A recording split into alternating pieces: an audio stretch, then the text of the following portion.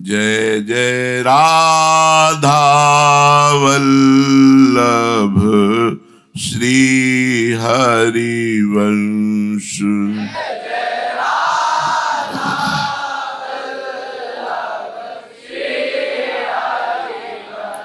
जय जय श्री वृंदावन श्री बनचंद्र।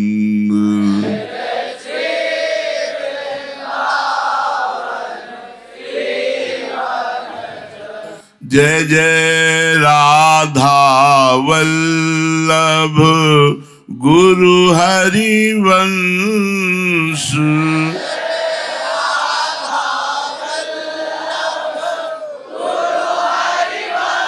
जय जय गुरु वृंदावन गुरु बनचंद्र।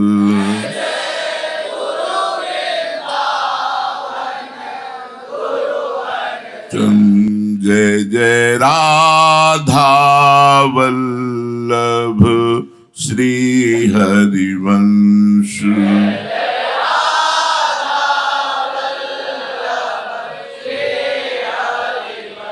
जय जय श्री वृंदावन श्री बनचंद्र।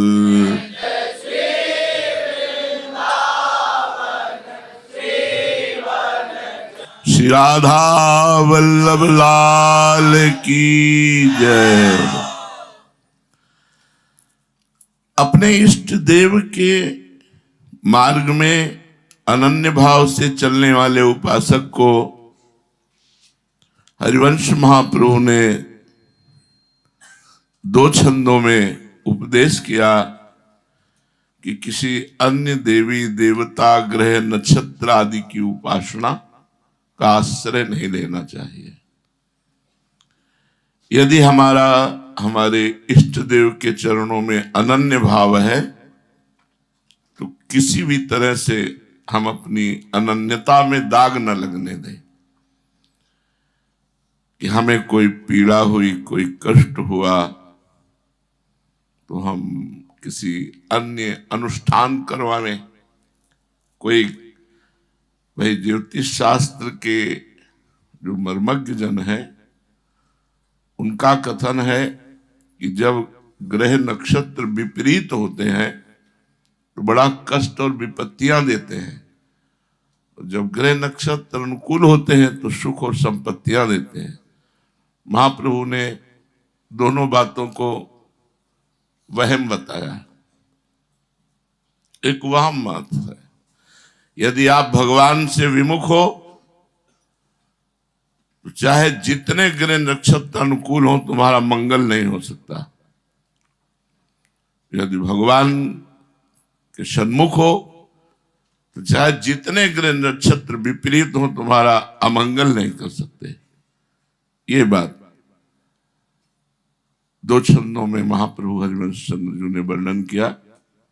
कहा द्वादश चंद कृत स्थल मंगल बुद्ध विरुद्ध सुरु गुरु बंक यदि दशम भवन भृगुसुत मंद सुकेतु जन्म के अंक अष्टम राहु चतुर्थ दिवामणि तो हरिवंश करत न संक जो पै कृष्ण चरण मन अर्पित तो करी है कहा नवग्रह रंक।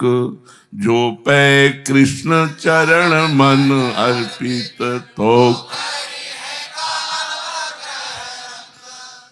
महाप्रभु कह रहे हैं कि जैसे ज्योतिष शास्त्र में जन्म कुंडली बनाई जाती है, अब कुंडली में 12वें में चंद्रमा है, द्वादश माने 12, 12वें में चंद्रमा है। ये अपना प्रभाव दिखाते हैं किन पर? जो भगवान की शरण में नहीं है। ऐसा नहीं कि इनका प्रभाव नहीं, पर भगवान की शरण में नहीं है उन्हीं पर इनका प्रभाव पड़ता है। जो भगवान की अनन्य शरण में है। गोस्वामी तुलसीदास जी ने कहा है, शुक्र शनि और राहु केतु सब क्षण में हुई है, तेरे चेरो और जानकी नाथ सहाय करे, तो कौन बिगाड़ सके नर तेरो। महाप्रभु हरिवंश चंद्र जी कहते हैं ये सब विपरीत हो। 12वें में चंद्रमा हो, चौथे में मंगल हो, बुध विरुद्ध हो, गुरु बृहस्पति वक्री हो, 10वें में शुक्र हो, केतु और शनि लग्न में हो, 8वें में राहु हो, चौथे में सूर्य पड़े, सर्वनाश हो जाए। सर्वनाश का योग है ये।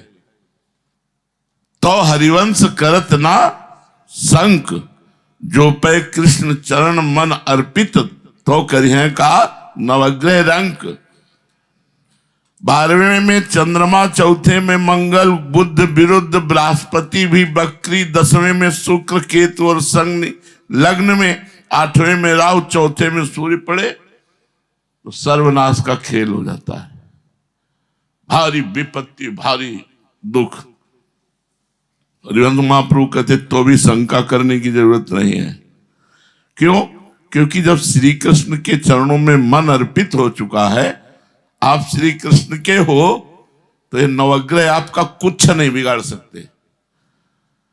रंक माने गरीब, बेचारे नवग्रह क्या बिगाड़ सकते हैं? जब अखिल लोक ब्रह्मांडाधिपति पर ब्रह्म परमात्मा भगवान श्री कृष्ण से तुम्हारा अपनापन है, तो बेचारे नवग्रह क्या बिगाड़ सकते हैं? अब इसके विपरीत में कहते हैं, भानु दशम जन्म निशापति, मंगल बुद्ध शिवस्थली के, जो गुरु होए धर्म भवन के, तो भृगुनंद सुमंद नवी के, तीसरो केतु समेत विधुग्रस, तो हरिवंश मन क्रम फीके, गोविंद छाड़ी भ्रमंत दसों दिस, तो करी है का नवग्रह नीके। यदि 10वें में सूर्य हो, जन्म में चंद्रमा हो, जन्म के अंक में, मंगल और बुध 11वें पे हो, और 9 में बृहस्पति विराजमान हो, और शुक्र भी 9 अच्छे स्थान में हो, 11वें में शनि और राहु, केतु तीसरे स्थान में हो, तो बड़ा शुभ होता है। तो महाप्रभु कहते हैं यदि गोविंद के चरणों का आश्रय नहीं लिए हो और ये सब ग्रह तुम्हारे अनुकूल है, तो 10 दिशाओं में भटक लो, मंगल नहीं हो सकता। रुपया पैसा संपत्ति अनुकूलता ये सब मिलने पर भी तुम जलोगे, अशांत होगे, दुर्गति को प्राप्त होगे। क्योंकि सदगति और शांति और आनंद तो भगवान गोविंद के चरणारविंद के आश्रय में है। तो 2 छंद में महाप्रभु ने सिद्धांत में वर्णन किया। एक में कहा यदि सब ग्रह विपरीत हैं और कृष्ण के चरणों का आश्रय है, तो तुम्हें चिंता नहीं करनी है, गरीब नवग्रह तुम्हारा क्या बिगाड़ लेंगे। और एक में कहा यदि सब ग्रह अनुकूल हैं और तुम भगवान के विमुख हो, भगवान का भजन नहीं करते, तो होश में कुछ ये नहीं बना पाएंगे ग्रह। केवल लौकिक अनुकूलता देकर तुम्हें फंसाकर तुम्हारे जन्म मृत्यु के चक्र में ही डालेंगे, इससे मुक्त नहीं कर सकते हैं। 3वें छंद में बड़ी सावधानी के लिए हरिवंश महाप्रभु कहते हैं कि गुणों के प्रवाह का बड़ा प्रबल प्रभाव होता है। जब सत्वगुण आता है तो अपना प्रभाव दिखाता है, जब रजोगुण आता है तो अपना प्रभाव दिखाता है, जब तमोगुण आता है तो अपना प्रभाव दिखाता है। इस गुण प्रवाह में पड़ करके ही मनुष्य शुभ अशुभ कर्म करता है, और शुभ अशुभ कर्म के परिणाम रूप उसे जन्म मृत्यु चक्र में न जाने किन किन योनियों में जाना पड़ता है। इसलिए महाप्रभु कहते हैं ना जानो छिन अंत कवन बुद्धि, घटहि प्रकाशित,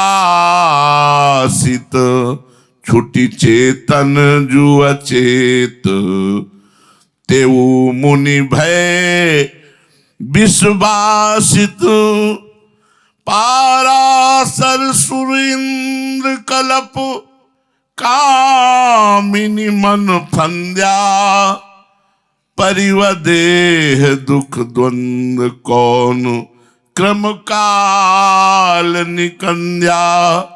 ही डर हरिवंश हित, जिनो भ्रम ही गुण सलिल पर, जिह नामन मंगल लोक तिहूं, सुहरि पद भजन विलंब करी, जिह नामन मंगल लोक तिहूं।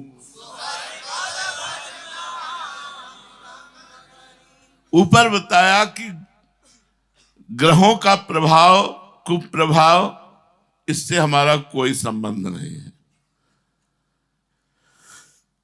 तीसरी छंद में गुणों के प्रवाह से बचने का उपाय महाप्रभु बता रहे हैं। ना जानो छिनंत कवन बुद्धि घटे प्रकाशित। ये नहीं जाना जा सकता कि एक क्षण में हमारी बुद्धि का क्या रूप निकल आएगा। क्षण खत्म होते होते बुद्धि क्या निर्णय कर देगी, नहीं जाना जा सकता। छुट चेतन जो अचेत, तेऊ मुनि भय विश्वासित। जो मुनिगण साधना करते करते अचेत माने समाधि को प्राप्त हो गए, छुट चेतन, शरीर की चेतना से मुक्त, शरीर की चेतना से मुक्त समाधि को प्राप्त हो गए, क्षण बदला तो वो भी विषय विष से व्याप्त हो गए।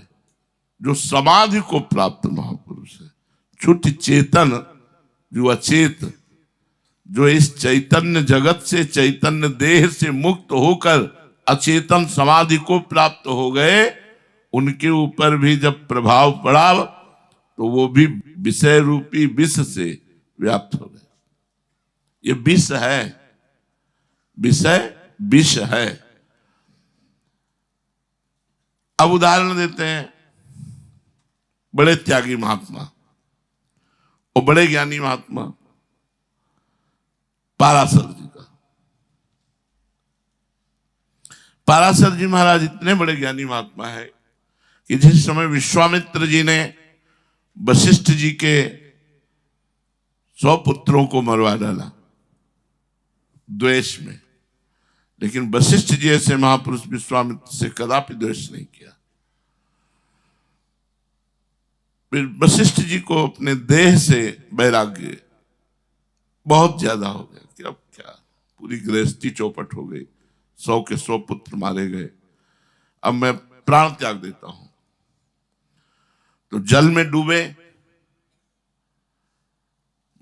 पंचभूतों के सामर्थ्य नहीं कि उनके शरीर को नष्ट कर सके, तो जल में भी वो जीवित रहे। वायु बंद एकांत स्थान में भी गए, वहां भी जीवित रहे। अग्नि में बैठ गए तो रोम भी नहीं जला। पूर्ण प्रयास किया लेकिन किसी पंचभूत ने उनके शरीर को नहीं छोड़ा। वो जहां भी जाते तो अब वो परेशान थे कि शरीर छूटे कैसे, कुछ भी करे शरीर नहीं छूटेगा, क्योंकि दिव्य शरीर था उनका। तो पीछे से वेद ध्वनि सुनाई दी,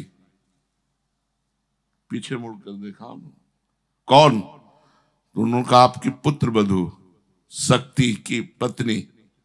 शक्ति महाराज बड़े पुत्र थे वशिष्ठ जी के, तो उनका ये वेद ध्वनि कहां से सुनाई दी? कहा आपका पौत्र गर्भ में विराजमान।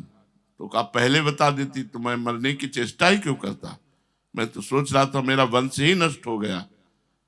बड़ी प्रसन्नता हुई। वही गर्भस्थ शिशु पाराशर जी थे, इतने वेदज्ञ कि गर्भ से ही वेद स्तुति प्रारंभ किए हुए थे। एक लंगोटी और एक कमंडल व्याघ्र चर्म के सिवा और कुछ नहीं पा सकते थे, इतने विरक्त थे, विरक्त की चरम सीमा। एक दिन गंगा पार करने के लिए गए तो उनका नाम मत्स्योदरी था। मछली के उदर से प्रकट हुई थी। महाराज उपरिचर वशु नाम के राजा हुए। वो बड़े एक पत्नी व्रत थे। तो उन्होंने गंधर्व और अप्सरा का विलास देखा। वो तो घाटियों में करते रहते हैं, जो देव घाटियां हैं। तो एकदम कामासक्त हो गए। कामासक्त हुए तो चूंकि चिंतन इतना प्रबल हुआ कि उनका वीर स्खलित हो गया, तो उन्होंने वीर को पृथ्वी पे नहीं गिरने दिया, एक दोने पे रख लिया। और चक्रवर्ती सम्राट थे तो बाज को बुलाया, आदेश किया, जाओ हमारी पत्नी को दे दो, इसका प्रयोग करे। वो बाज लिया जा रहा था, दूसरे बाज ने समझा कि कुछ, तो आक्रमण किया, तो वो जल में गिर गया। उसको मछली ने पिया।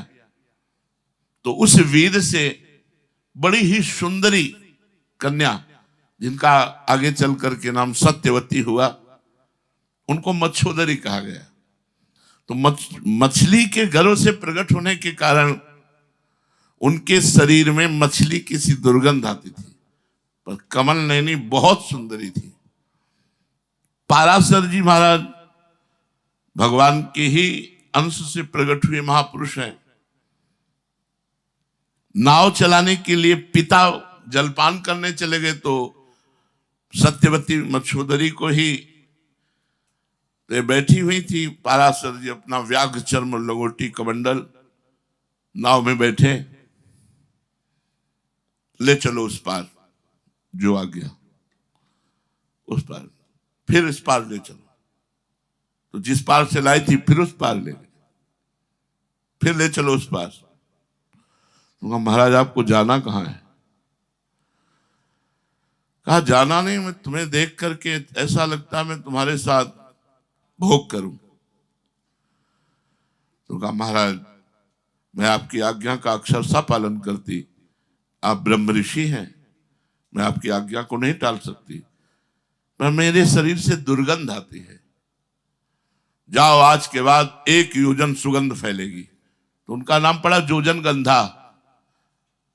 1 योजन का मतलब होता 4 कोस।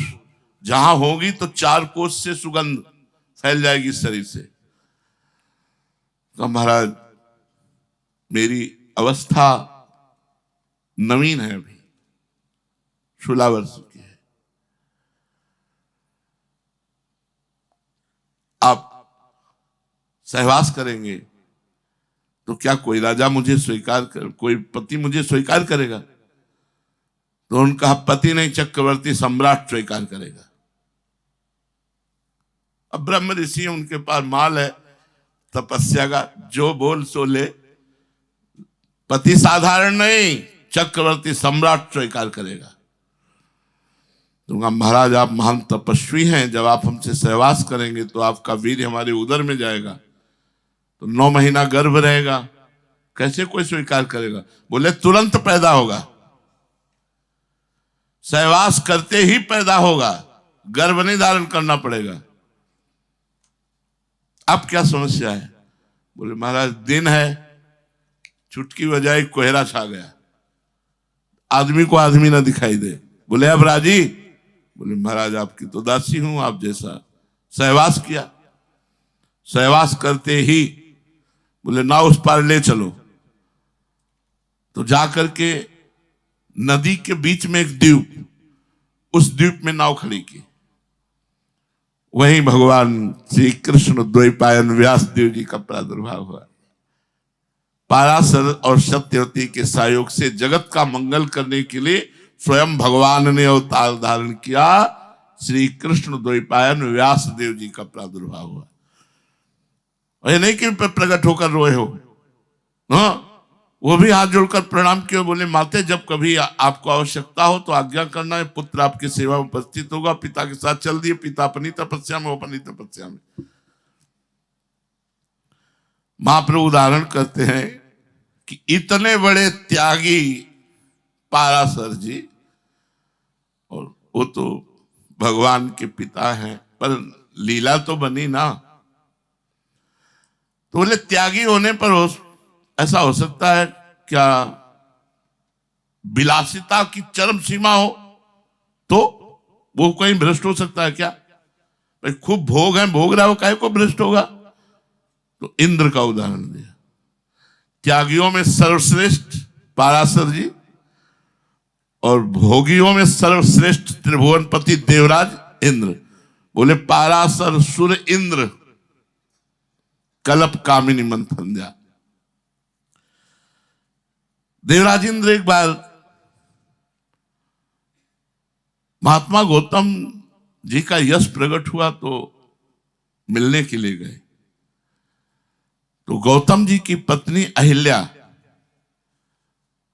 उस स्वागत के लिए देवराज इंद्र के सामग्री, जो ही अहिल्या पर दृष्टि पड़ी, देवराज इंद्र तो बावरे बन गए।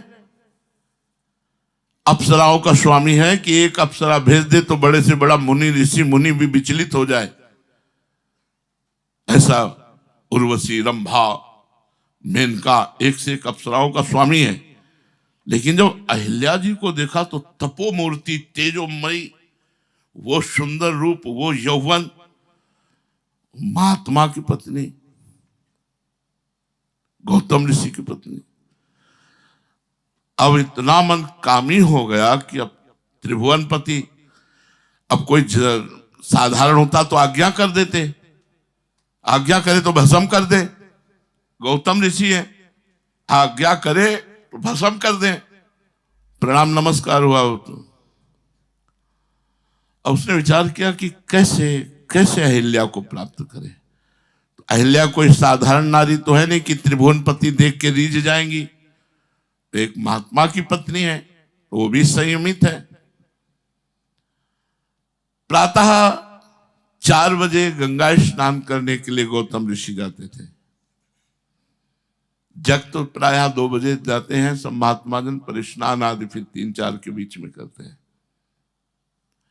जे ही वो गए सो गौतम ऋषि का रूप धारण किया और वापस वैसे स्नान की मुद्रा में वापस। और 2 बजे रात्रि के, वहां उस समय घड़ी थी नहीं, मुर्गा बोला। अब देवराज इंद्र है तो ऐसे ही लीला रची। उनको लगा 4 बज गए, आज सो कैसे गए? वो जल्दी से भागे तो इधर ही गौतम ऋषि का रूप रख करके।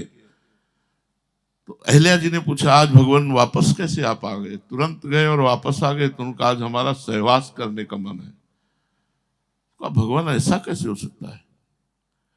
ब्रह्म मुहूर्त का समय है और आप इस समय तो ब्रह्म चिंतन में रहते हैं, आपको इस समय सहवास करने की, बोले प्रश्न की जरूरत नहीं है। तो गौतम ऋषि के रूप में थे, वो राजी हो गई। उसने जब वहां गई तो धाराजू ने आवाज की, अभी स्पर्श मत करना, रात्रि का समय है, अपराध लग जाएगा। वरुण जी का अपराध लगता है, जैसे आप 11 से 3 के पहले बीच में वरुण का अपराध बनता है। इसी से तो नंद बाबा को ले गए थे वरुण के पार्षद। उद्देश्य कुछ था लेकिन था। तो उनका क्यों? मुर्गा तो बोला, बोले वो मायावी मुर्गा था। तो उनके मन में तो क्या मेरे साथ कोई छल हो रहा है? तुरंत भागे।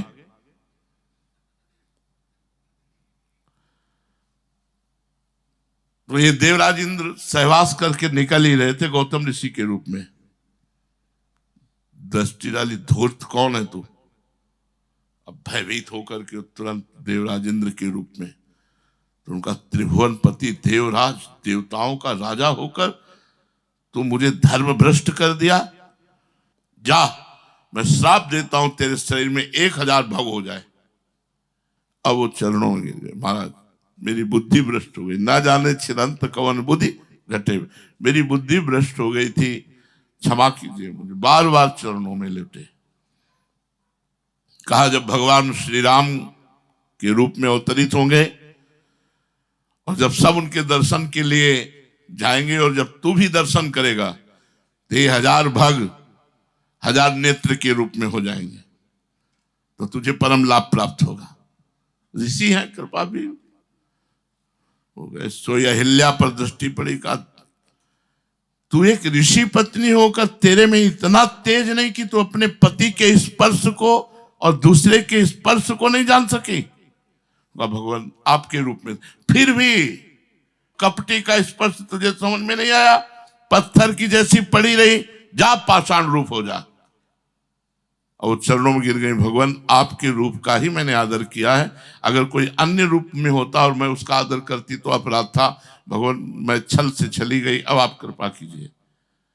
तो उनका जब भगवान राम यहां से निकलेंगे और तू शिला के रूप में पड़ी होगी और भगवान श्री राम का चरण जब तेरा स्पर्श करेगा तब तू अपने स्वरूप में पावन रूप में आ जाएगी। तो महाप्रभु ने 2 उदाहरण दिए, एक सबसे बड़ा त्यागी पाराशर जी और एक सबसे बड़ा रागी विषयों का स्वामी भोगी देवराज इंद्र। महाप्रभु कह रहे ना जानो छिन अंत कवन बुद्धि घटे प्रकाशित, छुट चेतन जो अचेत त्यो मुनि भय विश्वासित, पाराशर सुर इंद्र कलप कामिनी मन फंद्या, परिव देह दुख द्वंद कौन क्रम काल निकंद्या। इन सबके मनों में गुण प्रवाह से, संयोग प्रवाह से मन फंस गया। पीछे दुख होता है, पीछे द्वंद्व चलता है, लेकिन वर्तमान में तो बुद्धि बिगड़ गई। तो भाई काल का और क्रम का छेदन कौन कर सकता है? इसलिए श्री हरिवंश महाप्रभु कहते हैं कि इस भय से डरते रहो, त्रिगुण रूपी माया जल का कहीं प्रवाह तुम्हें बहा न ले जाए। त्रिगुण के प्रवाह में प्रवाहित होकर कहीं भ्रमित ना हो जाओ। इसलिए जिनका नाम तीनों लोकों का मंगल करने वाला है, उन भगवान श्री हरि के चरणों का आश्रय लो और खूब नाम जप करो। मामे ये प्रपद्यन्ते माया में ताम तरन्ते, दैवी हेसा गुणमयी मम माया दुरत्या। ये मेरी माया दुरत्य है, इससे अगर पार पाना है तो केवल मेरी शरण में रहो और मेरा स्मरण करते रहो। पद संख्या छंद चौथा। तू बालक नहीं भर्यो शयान पो, काहे कृष्ण भजत नहीं नीके, अतिव सुमिष्ट तजीव सुर बिन पै, मन बंधत तंदुल जल फीके। जैसी हित हरिवंश नरक गति दुर्भर, यम द्वारे कटियत नक छीके, भवज कठिन मुनि जन दुर्लभ, पावत क्यों जू मनुज तन भी के, भवज कठिन।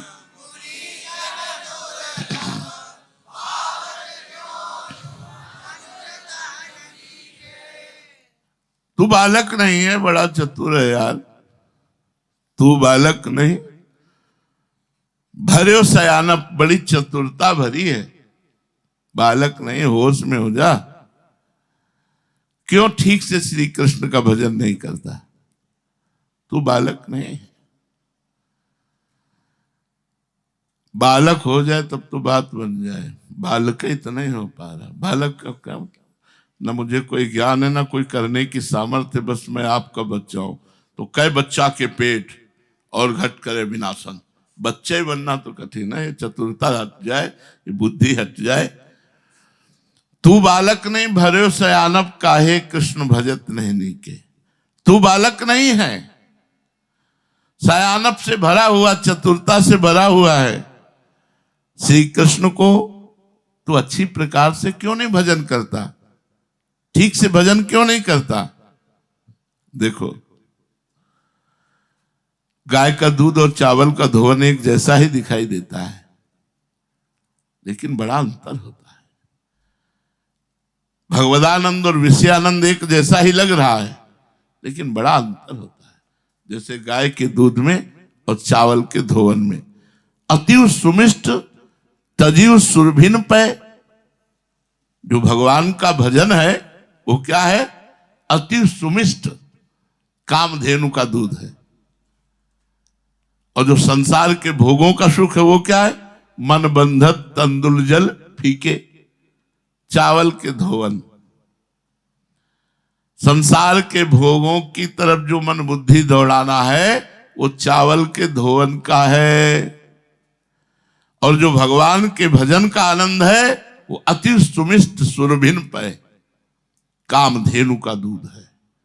कामधेनु के दूध को छोड़ करके चावल का धोवन पीना चाहता है तो बालक नहीं है, बड़ा चतुर है। होश में हो जा, ठीक से श्री कृष्ण का भजन कर। नहीं तो जैसी हरिवंश नरक गति दुर्भर, यम द्वारे कटियत न छीके। सीत हरिवंश महाप्रभु कहते हैं कि नरक की गति अत्यंत कठिन है। यमराज के यहां छींकने का भी हिसाब किताब है। नाक काट ली जाएगी, छींकने पर भी नाक काट ली जाए, एक एक क्रिया का हिसाब है। अरे बहुत सावधानी की जरूरत है। मतलब यहां इशारा दे रहे हैं कि एक छोटी सी क्रिया का भी परिणाम है। मान लो आप गुरु के सामने हो, ऐसे बात करनी चाहिए। जब कभी कोई विवेकी बात करेगा गुरु से तो आप देखना कोई जो सत्संगी होगा, महाराज जी ऐसे बात करेगा कि हमारी थूक की चिट्ठी ना चली जाए। मतलब छींक आ रही तुरंत कपड़ा लगा, खांसी है छींक आ रही तुरंत कपड़ा लगा के, और ऐसे छींक दिया ठाकुर के ऊपर जो आपके, तो उसका अपराध बना, बोले नाक काटी जाएगी तुम्हारी नरक में जाके। यम द्वारे कटियत नक छीके, मतलब बहुत छोटी सी क्रिया का भी आपको दंड मिलेगा। जैसे महर्षि मांडव्य जी बालक थे 8 वर्ष के, खेल खेल में तितली को पकड़ा। अब उनकी पता नहीं मन में क्या आया कि उन्होंने बबूल का कांटा तितली की गुदा में घुसेड़ दिया और छोड़ दिया। वो तड़प तड़प के मर गई। अब बच्चों को खिलवाड़ तो खेल में ऐसा होता है। वो जब एक दिन तपस्या कर रहे थे मांडव्य ऋषि, तो कुछ राजा के खजाने से चोरी करके चोर लोग भाग रहे थे, तो राज कर्मचारी पीछा कर रहे थे। तो उन्हीं से बचने के लिए उन्होंने ऋषि के आश्रम का आश्रय लिया और दौड़ के छुप गए। उन्होंने सोचा ऋषि के आश्रम में क्यों राजा के कर्मचारी आएंगे, लेकिन संयोग वशात उनको पता चल गया। मैं माल सहित चोर पकड़े गए और ऋषि दरवाजे पर ऐसे, तो उनका ये नाटक करके ऋषि का और राजा के यहाँ चोरी करवाता और माल अपने यहाँ छुपवाता, इसको भी बंदी बनाओ। और समाधिस्थ थे, उनको भी बंदी बना लिया गया। राजा के सामने के चोर उपस्थित हुए, बोले इनको सूली की सजा दे दो। सूली की सजा ऐसी बड़ी बहुत कष्टप्रद, जैसे 2 खंबे हैं और उनके बीच में एक भाले जैसा आकार का लोहे का शूल गड़ा हुआ है। तो सीढ़ियों से 2 खंबे पे चढ़ करके उस आदमी को जिसको सजा देनी है उसको दोनों टांग पकड़ के उठा के और ऐसे छोड़ दिया जाता। तो वो जो भाले जैसा नुकीला होता था वो गुदा द्वार से घुसता था, और जितना घुसा इतना घुसा। अब वो तड़प रहा है 1 दिन 2 दिन आधा दिन, जितनी बल हुआ तड़प तड़प के मरता था, तड़प तड़प के। सूली की सजा बहुत खतरनाक सजा थी, पहले बड़ी कठोर सजा। तो जो अपराधी थे वो तो मर गए। जब उनके गुदाद्वार में सूली घुसी मांडव्य ऋषि की तो समाधि भंग हुई। उन तुरंत पद्मासन लगा लिया सूली के ऊपर, बैठ गए। अब दूसरे तीसरे दिन जब अन्य अपराधियों को दंड देने के लिए लाया गया तो जो ही देखा समाधि में बैठे हुए भागे, वो भाग करके बताया कोई ऋषि आ गया और धोखे से ऋषि को सजा। ऋषि शब्द सुनते ही राजा के होश उड़ गए। आगे गाय और ब्राह्मणों को करके स्तुति करते हुए नमन किया। महाराज मुझे आपकी महिमा पता नहीं थी, मैंने तो चोर समझ करके दंड दिया। उन्होंने कहा मुझे तुमसे कोई शिकायत नहीं, मुझे सूली से उतारो। अब लाख कोशिश की गई लेकिन सूली नहीं निकली, तो काट दी गई, क्योंकि गुदा में कांटा घुसेर के छोड़ा था। और सीधे ही यमराज के पास पहुंचे। यमराज से कहा क्यों मुझे सूली की सजा मिली, क्या मैंने पाप किया? जब से होश संभाला तब से तपस्या कर रहा हूं, मैंने कोई पाप किया? तो उन्होंने कहा महाराज पाप किया। और ध्यान के द्वारा उनको दिखाया कि वो 8 वर्ष के हैं और तितली को लेकर के उसके गुदा में बबूल का कांटा डालकर छोड़ दिया। बोले इसका दंड आपको मिला है। तो उनका तुम धर्मराज हो, 8 वर्ष के बालक को हित हित का ज्ञान होता है, धर्म का ज्ञान होता है। आज से मैं 14 वर्ष की अवस्था का बालक 14 वर्ष तक जो पाप करेगा वो नहीं माना जाएगा, ये मैं कानून स्थापित करता हूं। मानना पड़ा धर्मराज जी को। 14 वर्ष मतलब जैसे 10, 11, 12, 13 इसमें कोई पाप बन जाए, पर उसको हमारे जो सबसे बड़ी जेल है उसे नरक कहते हैं। वहां का कानून 14 वर्ष की अवस्था तक, ये मांडव्य ऋषि का रखा हुआ, 14 वर्ष की अवस्था तक के कोई भी पाप नहीं माने जाएंगे। ठीक, इसके बाद बोले उठो सिंहासन से, चलो मैं साथ देता हूं, तुम मृत्यु लोक में जाओ, 100 वर्ष तक जीवित रहो, जिससे तुम्हें पता चले ये भौम नरक है। मृत्यु लोक को भौम नरक कहते, तब तुम्हें पता चलेगा कि मृत्यु लोक में रहना कितना भयावना लगता है। तो उस समय फिर अदमा को वहां का धर्म निर्णय करने के लिए बैठाला, और वही साक्षात धर्मराज विदुर जी के रूप में अवतरित हुए। धर्मराज के अंश से युधिष्ठिर प्रकट हुए, लेकिन मूर्तिमान धर्मराज विदुर जी के रूप में प्रकट हुए। तो ऐसे ब्रह्म ऋषि के भी माफ नहीं किया गया, उन्हें सूली की सजा। तो हरिवंश महाप्रभु जैसी हरिवंश नरक गति दुर्भर, यम द्वारे कटियत नक छीके, छीकने पर नाक काट ली जाती है, अर्थात छोटे से भी कर्म का फल प्राप्त होता है। भवज कठिन मुनिजन दुर्लभ, पावत क्यों जो मनुज तन भीके। ये तू विचार कर कि ब्रह्मा जी एवं शिव जी एवं मुनिजन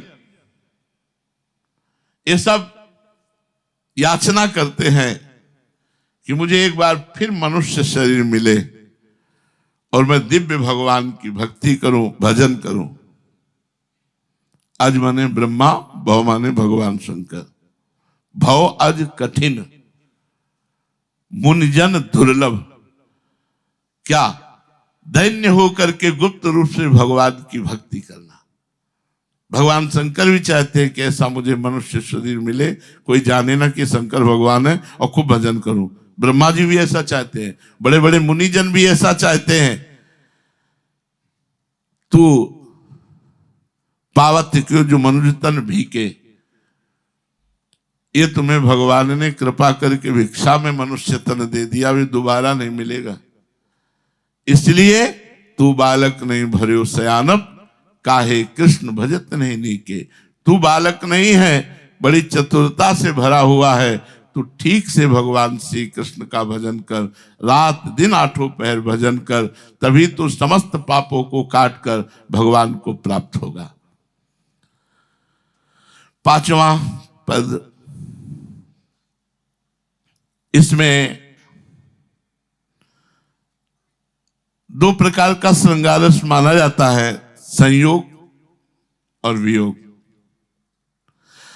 भक्ति रस क्षेत्र में कुछ लोग विरह को अधिक महत्व देते हैं और इसके बिना श्रृंगार रस की पुष्टि असंभव मानते हैं।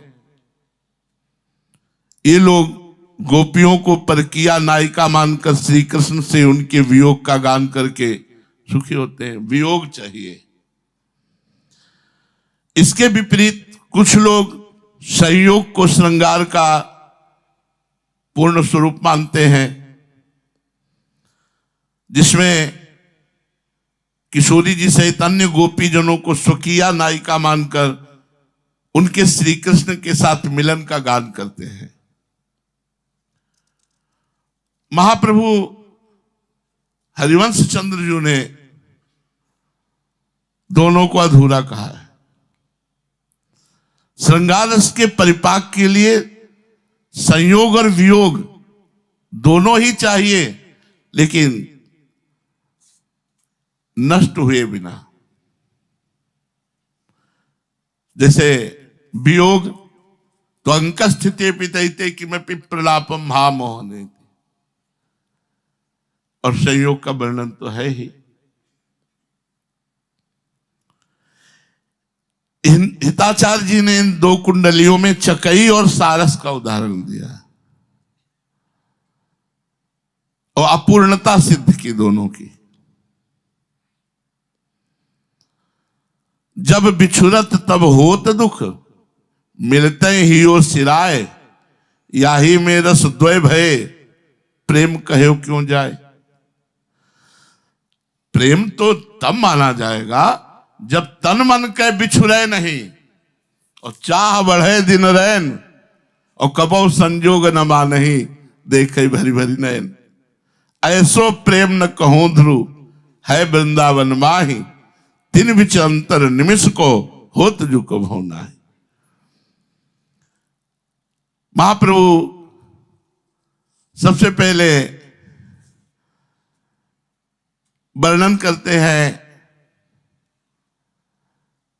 दोनों प्रेम की भर्त्सना करते हुए इसमें वर्णन किया है। पहले चकई का, चकई प्राण जो घट रहे, पिय बिछुरंत निकज, सर अंतर अरुकाल निशि, तरफ तेज घन गज, तरफ तेज घन गज, लज तुहि बदन न आवे, जल विहोन करि नैन, भोर की भाई बतावे। जैसे हित हरिवंश विचारी, बाद अस कौन जुबकई, सारस यह संदेह, प्राण घट रहे जो चकई। सारस चकई के प्रेम की भर्त्सना करते हुए कहता है कि चकई, प्रीतम के बिछुड़ने पर निरर्थक बने हुए तेरे प्राण शरीर में कैसे रह जाते हैं, क्योंकि सारस जीवित नहीं रहता। सारस के जोड़े में अगर एक मरा तो दूसरा तुरंत मरेगा। कभी सारस एक नहीं होता, वो जोड़े से होता है। वो कहता चकई, चकई रात्रि में नहीं मिलती। भरत जी के चरित्र में आता है,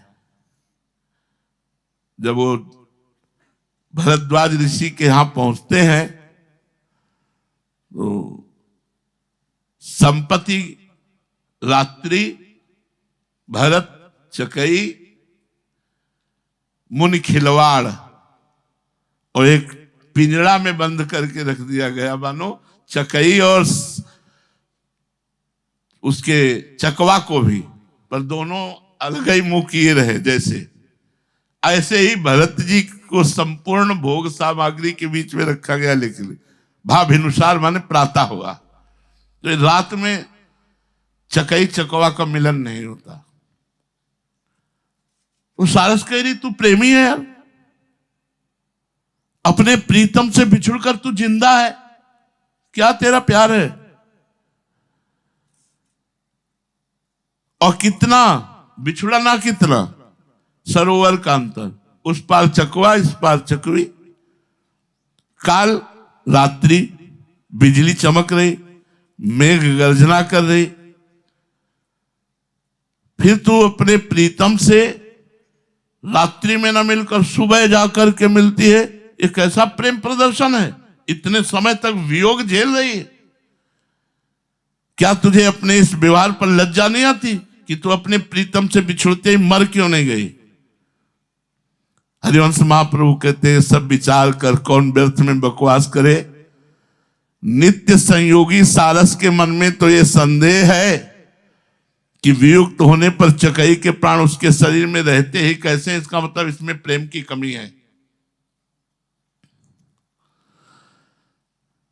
अब चकई सारस को कहती है, सारस सर बिछुरंत को जो पल साहे शरीर, अग्नि अनंग जुति वखे तो जाने पर पीर, तो जाने पर पीर। धीर धरि सकहि वज्र तन, मरत सार सही फूट पुनि न पर चो लहित मन। जैसी हित हरिवंश विचारि प्रेम बिरहा बिनु वारस, निकट कंत नित रहित मरम का जाने सारस। सारस के आक्षेप को सुनकर चकई अपने मन में विचार करती है कि सारस का शरीर यदि सरोवर के अंतर को एक क्षण के लिए भी सहन कर ले, और उसकी पत्नी जो सारसी है, लक्ष्मणा है, यदि वो काम की अग्नि का कठिन अनुभव करना पड़े तो उसे पता चले कि प्रेम किसे कहते हैं। बात समझ में आ रही? थोड़ा अंतराय हो और मिलन ना हो, और पति से मिलने की प्रबल इच्छा हो, और फिर उसे रात भर ठहरना पड़े, तो पता चले प्रेम किसे कहते हैं, विरह किसे कहते हैं, सहन करना। तब वो पराई पीड़ा को जान सकता है। इस स्थिति में कोई वज्र के समान कठोर शरीर वाला ही धैर्य धारण करता है। ये सारस क्या जाने प्रेम करना, ये तो बिछुड़ते ही मर जाता है। सारस से चकई के प्रेम को संशय पूर्ण बताया, और चकई से सारस के प्रेम को। यह क्या जाने जो रात भर अपने प्रीतम का वियोग नहीं सह सकता, एक क्षण में मर जाता है। अरे विरह का अनुभव प्राप्त करने का अवसर मिला था तो वज्र के समान हृदय धारण करके अपने प्रीतम के लिए जीती तड़पती तो जानती कि प्रेम है। श्री हरिवंश महाप्रभु कहते हैं, प्रेम विरह के बिना श्रृंगार रस की स्थिति संदेहास्पद है। अर्थात इसका भी संदेह और उसका भी संदेह, सही प्रेम का जो स्वरूप है वो तन मन के बिछुरे नहीं, और चाह बढ़े दिन रैन, कबो संयोग न मानहि, देखे भरी भरी नैन। 7वां, तय भाजन कृत जटित विमल चंदन कृत ईंधन, अमृत पूरी तिहि मध्य करत सर सपुखल रिंधन। अद्भुत धर पर करत कष्ट कंचन हलवाहत, बार करत पावार मंद बोवन विष चाहत। जैसे हित हरिवंश विचारिकै, मनुज देह गुरु चरण गही। सकहि तो सब पर पंच तजी, कृष्ण कृष्ण गोविंद कही। जैसे हित हरिवंश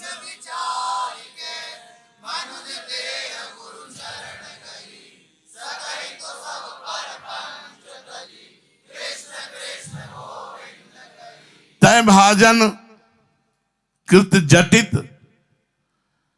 पात्र कैसा है? बोले रत्न जटित। विमल चंदन कृत ईंधन, ये निर्मल पात्र जो रत्न जटित है, इसको कहां किस आग पे रखा गया?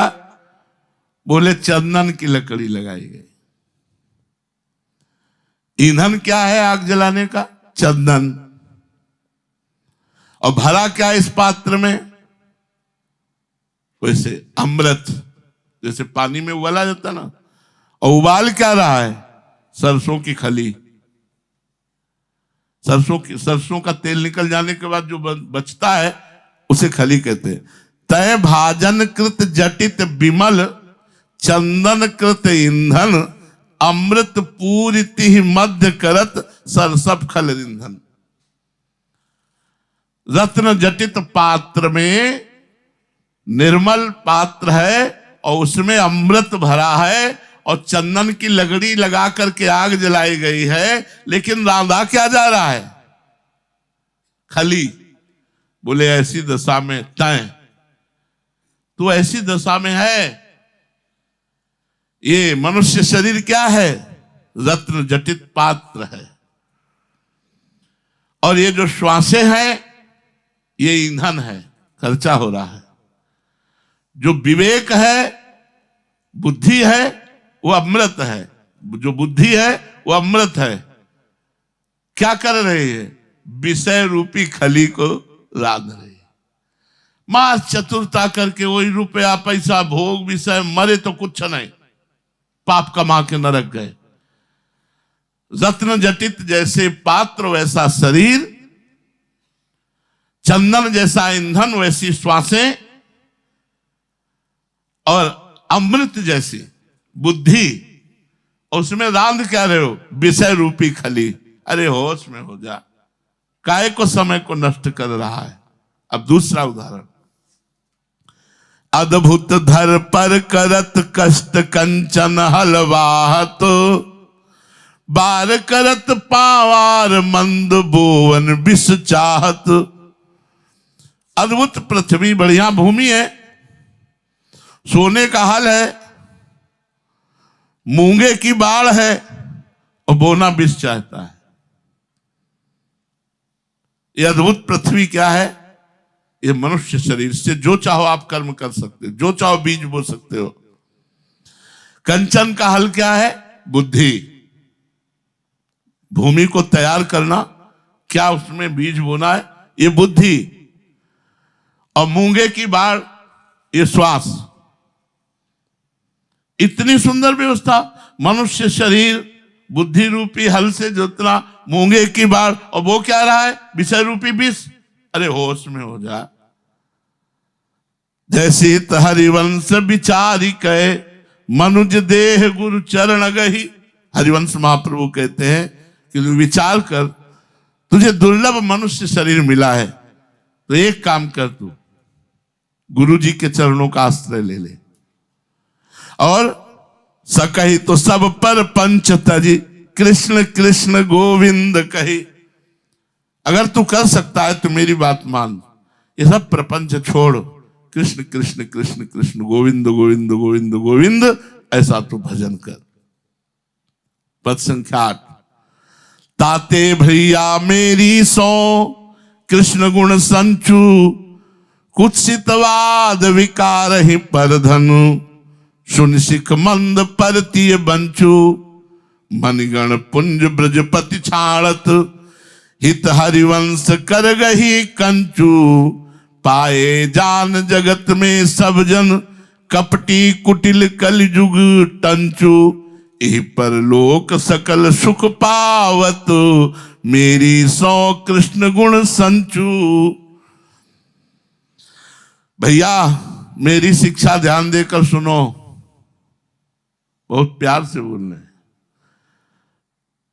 ताते भैया मेरी सौ कृष्ण गुण संचू, सुनो मेरी बात, सब सुखों को तू प्राप्त हो जाएगा। मूर्खता छोड़,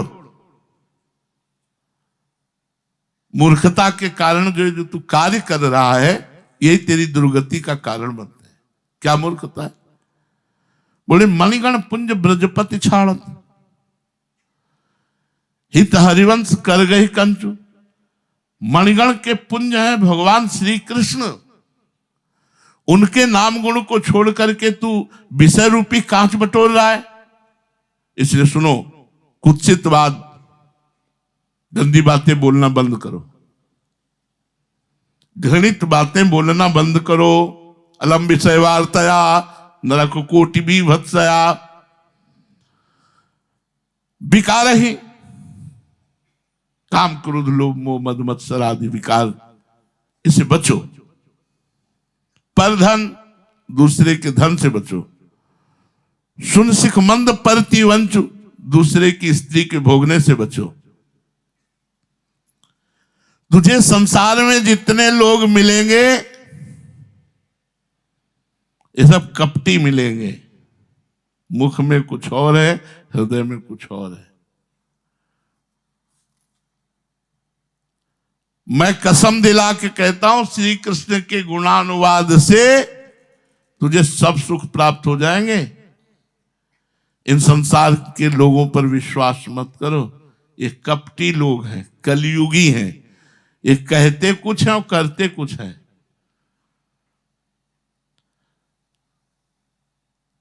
सामने कुछ और है, पीछे कुछ और है। बड़ा दुम ही चाल है, एक सांप दुमुहा होता है, वो इधर भी चल देगा इधर भी चल देगा। तो बोले कलयुगी लोग हैं ये, पाए जान जगत में सब जन, हरिजन नहीं सब जन, जो भगवान के जन है वो नहीं। पाए जान जगत में सब जन कपटी, कपट का मतलब होता है बाहरी कुछ और कहना, पीछे कुछ और कहना। कलयुगी तंचु, कलयुग का प्रभाव झूठ, असत, मिथ्या, चोरी, व्यभिचार, द्यूत कीड़ा, जुआ खेलना, परिस्त्री गमन, ये उसका प्रभाव है। इस प्रभाव से सब प्रभावित रहेंगे। इसलिए भैया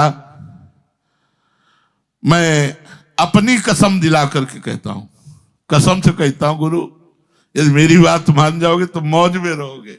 जैसे नहीं अपने प्यार में कहते, बोले भैया मैं कसम दिलाकर अपनी कहता हूं, ताते भैया मेरी सौ कृष्ण गुण संचु।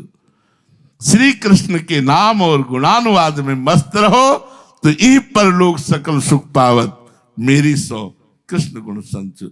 इस लोक में और परलोक में समस्त सुख तुम्हें प्राप्त होंगे यदि तुम प्रभु के नाम का जप करोगे और गुणों का गायन करोगे। शेष चर्चा आगे। श्री राधा वल्लभ लाल की।